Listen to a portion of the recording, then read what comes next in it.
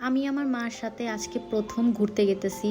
এটা আপনারা হয়তো বা কেউ বিশ্বাস করবেন না, কিন্তু এটাই সত্যি, এটাই বাস্তব। আজ পর্যন্ত আমি আমার মার সাথে কোথাও ঘুরতে বের হইতে পারি নাই বা ঘুরতে যাওয়া পসিবল হয় নাই। আসলে বলতে গেলে মা বাবা যার যার জায়গা থেকে তাদের সন্তানদেরকে সবটুকু দিয়েই আসলে বড় করার চেষ্টা করে। যার যতটুকু আছে, যার অনেক আছে, সে হয়তো বা অনেক দিয়ে তাদেরকে ভালো রাখার চেষ্টা করে, এবং যার কিছুই নেই সে হয়তো বা তার সর্বোচ্চ দিয়ে তাদের সন্তানদেরকে ভালো করার চেষ্টা করে, ভালো পরিবেশ দেওয়ার চেষ্টা করে।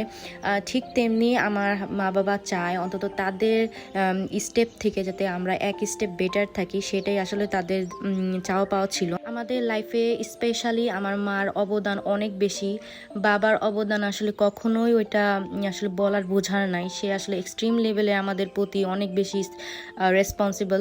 কিন্তু মা ছাড়া আসলে আমরা এই পর্যন্ত কখনোই চারটা ভাই বোন মানুষ হইতে পারতাম না।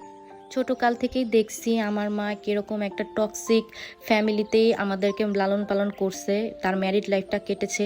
কিন্তু যাই হোক, এর পর্যন্ত আমাদের মা বাবা আমাদের ছেড়ে কখনোই যায় নাই বা আমাদের প্রতি 0%ও অবহেলা করে নাই। আমাদের অনেক ভালো মতো মানুষ করা ট্রাই করছে, যার জন্যই আজকে আমরা মোটামুটি একটু ভালো পর্যায়ে সবাই আছি। এর জন্যই আমি আমার মা বাবাকে কখনোই কোনো কিছু নিয়ে প্রেশার দিই না।